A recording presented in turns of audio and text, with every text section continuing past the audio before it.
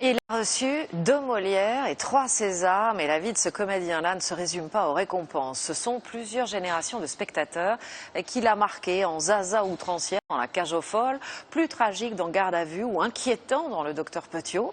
6 ans après sa mort, sa fille nous dévoile des clichés intimes de sa vie dans une évocation pleine de rire et de sensibilité. Voici maintenant l'invité des 5 dernières minutes.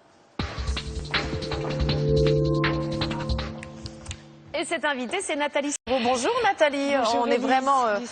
ravis de vous avoir ici sur ce plateau avec nous pour parler d'un livre très beau, très émouvant. Ça s'appelle Michel Serrault par Nathalie Serrault.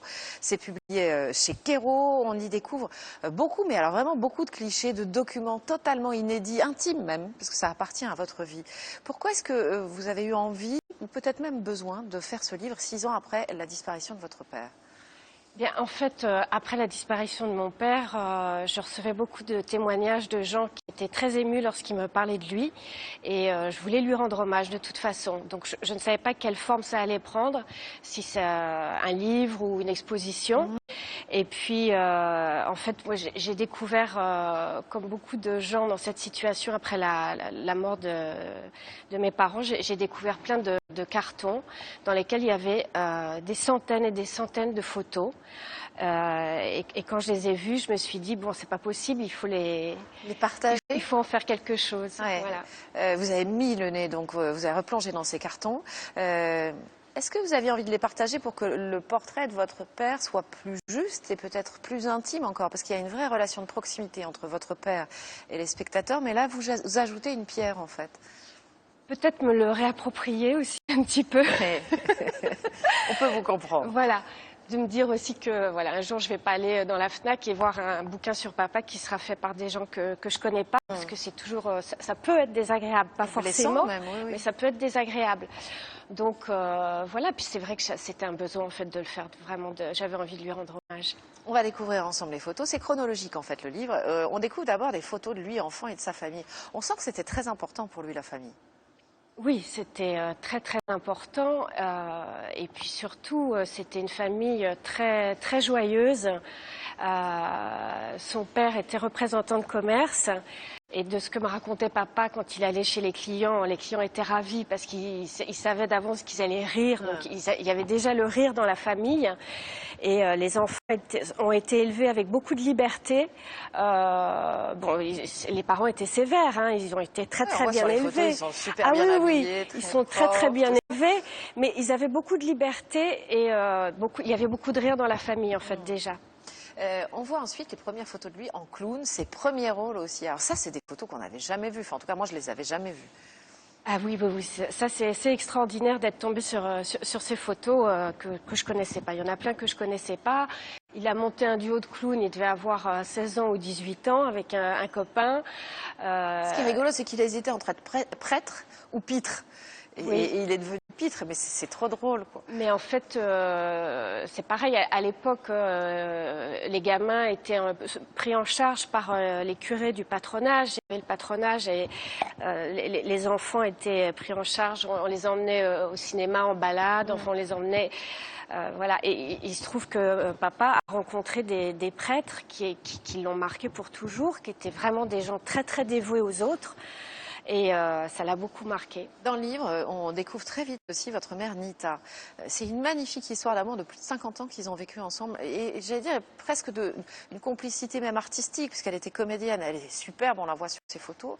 Il y a eu des échanges multiples entre eux. Ah oui, c'est un couple comme on pourrait en voir au cinéma en fait. C'est vrai.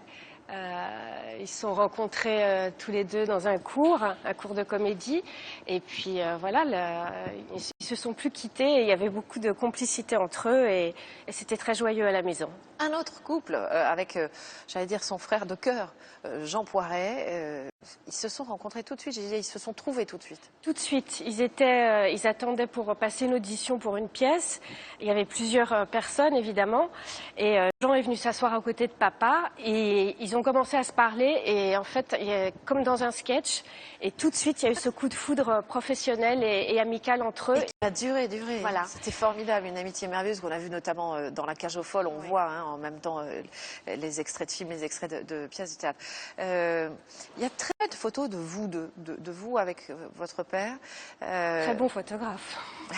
Alors, très belle photo de vous faites par votre père ou très belle photo de vous deux. C'est important aussi de parler de cette relation-là qu'il y avait entre vous. Oui, c'est peut-être pour expliquer, comment dire, parce que c'est vraiment mon regard en fait sur papa et sur sa vie et sur ma mère. Il fallait que je parle de ma mère, il fallait que je parle de notre famille. Voilà, c'était en même temps il n'y a pas de coupe, il n'y a pas de secret parce que papa. Non, c'est un portrait intime. Voilà, c'est intime, mais c'est un livre joyeux. C'est le parcours d'une vie. Voilà. Ce que j'allais vous dire, c'est que quand vous dites c'est joyeux, on sent les relations entre vous dans votre famille manifestement très très unies. Et puis tous ces copains qui défilent à la maison, les crises de rire, enfin vous racontez ça dans le livre aussi. Vous avez vécu cette enfance-là, ça n'arrêtait pas, la maison était toujours pleine et ça riait tout le temps. Ah ben ça n'arrêtait pas. C'est vrai que j'ai été baignée dans mon enfance. Tous les amis de mes parents étaient comédiens. C'était tous des personnages très très originaux, avec beaucoup de cœur, beaucoup de joie, beaucoup d'humour, qui faisaient vraiment ce métier avec passion, sans calcul, sans penser à une carrière, et qui avaient un humour et une gentillesse extraordinaire. C'est vrai quoi. C'était après on s'en rend compte plus tard que c'était extraordinaire. Ouais. Moi j'étais gamine. C'était moi normal. je trouvais ça normal qu'on rigole tout le temps. Vous voyez. Voilà. Est-ce que la réalisation de ce livre vous a un peu apaisé, vous, Nathalie Serrault? Vous avez perdu votre papa, votre maman, votre sœur, donc on imagine qu'il y a beaucoup d'absents dans la famille pour vous aujourd'hui. Oui. Est-ce qu'ils n'ont pas été justement un peu là avec vous dans la construction de ce livre? Ah si, bien sûr. J'étais entre le rire et les larmes très très souvent. Mais il y a des jours où je ressentais vraiment leur présence. Donc c'est important pour moi de les avoir rassemblés en fait, de nous avoir rassemblés dans ce livre. Et vous avez très bien fait en tout cas de vous rassembler dans ce livre et de rassembler tous ces clichés. Merci à vous infiniment. Merci beaucoup. Nathalie Serrault, on rappelle le titre de ce livre, Michel Serrault par Nathalie Serrault, c'est chez Quéro Éditions.